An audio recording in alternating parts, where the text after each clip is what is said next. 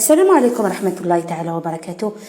إذا اليوم جبنا لكم من جديد إن شاء الله فيما يخص السؤال اللي راهو يطرحوه، اسكو يعني راح تكون الزيادات تطبق في شهر جونفي. اليوم راكم تشوفوا هذه الإرسالية اللي جات من وزارة المالية، جاء يعني فيها أنه سيتم دفع المرتبات لشهري جونفي وفيفري بالزيادة نتاع 75 نقطة استدلالية اللي بقات، أو زيادات جونفي أو الشبكة الاستدلالية الخاصة بجونفي 2024. إذن الدفع راح يكون على المكشوف، يعني مباشرة من وزارة المالية راح تكون هذا الإرسالية، يعني أنه راح يكون الدفع على المكشوف، يعني راح تلقاو الزيادات جميع المؤسسات العمومية، جميع يعني موظفي الوظيف العمومي إن شاء الله راح يلقاو الزيادة نتاعهم الخلصة الجاية أو الخلصة الخاصة بشهر جونفي إن شاء الله.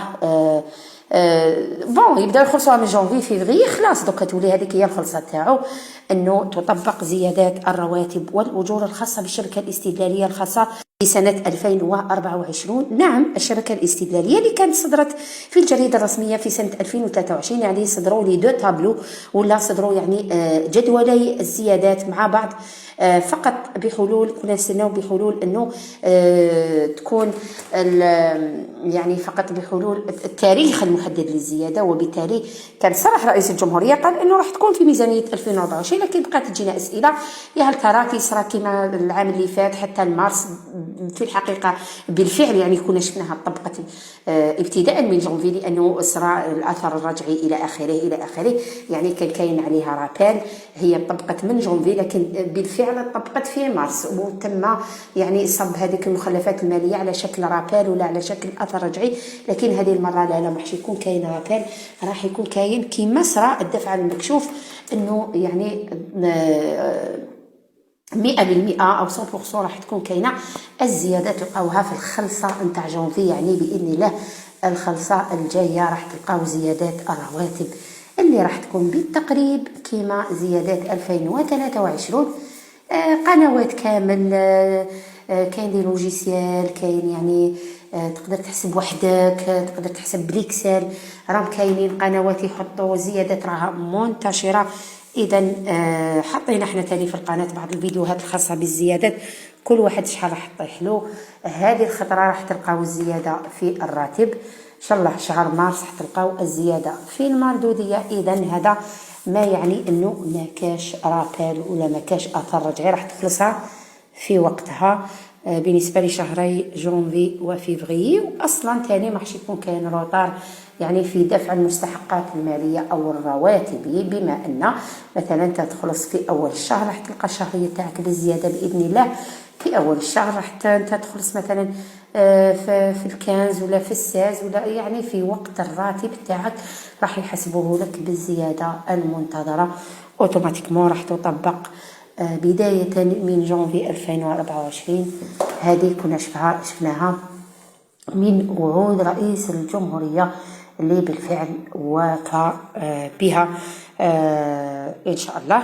دونك هنا هذا فقط كان إجابة للتعليقات كانت تجينا بالفعل، أنه يقول لك راح يديروا لنا كما العام اللي فات، أنه يستناو حتى المارس ويطبقوا الزيادة ومن بعد تدخلنا رابيل عليها. لا، هذه الخطرة راح تطبق في وقتها، وكنت حكيتها في فيديوهات سابقة، قلت أنه من المستبعد أنه يتم يعني تأخير صب الزيادات. قلت لأنه المرة اللي فاتت كانت أغلبيتها لأنه كان غائب النص التطبيقي، كان غائب يعني الحق جونفي، وكنا على بالنا بلي كاينة زيادة وتم التصريح بها إلى آخره، لكن النص التطبيقي أو الجريدة الرسمية كان مازال ما صدرتش.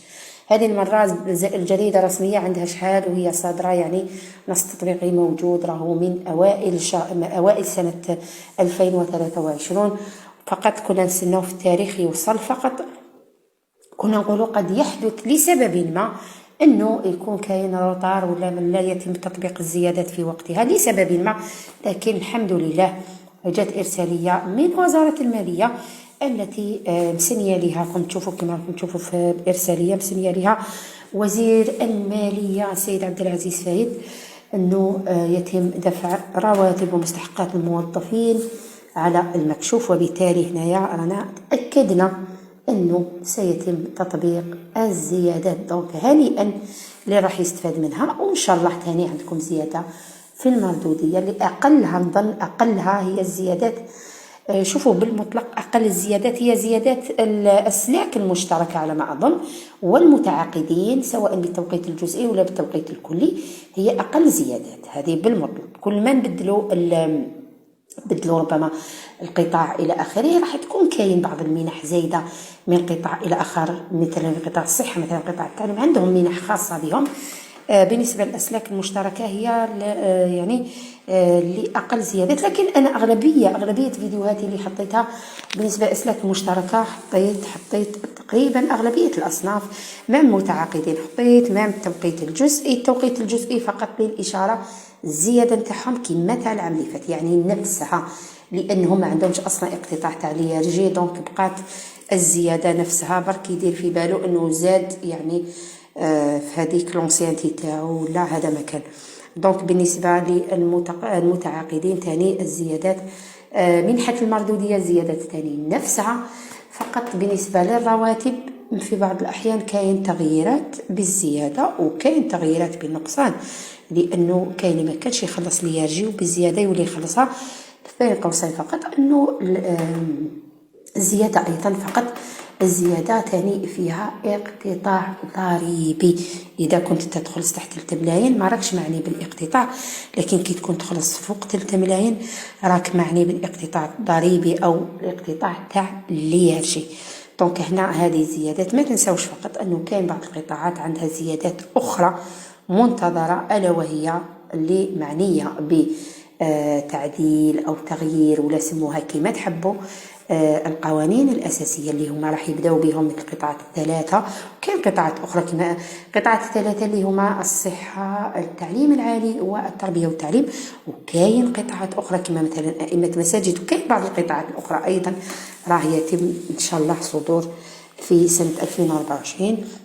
3 قطاعات تاع الصحة تاع الصحة والتعليم والتربية والتعليم العالي، هادو إن شاء الله قبل نهاية العام بأوامر من رئيس الجمهورية.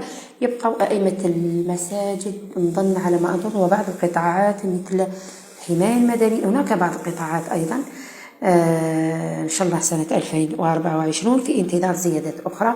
كاين بعض الزيادات استثنائية أكيد لبعض الحالات كما اللي معنيين به، أيضا معنيين برفع التجميد حول الترقية. كاين بعض الزيادات كاين يعني تحدثنا عليهم في فيديوهات سابقة. دونك خليكم إلى اللقاء.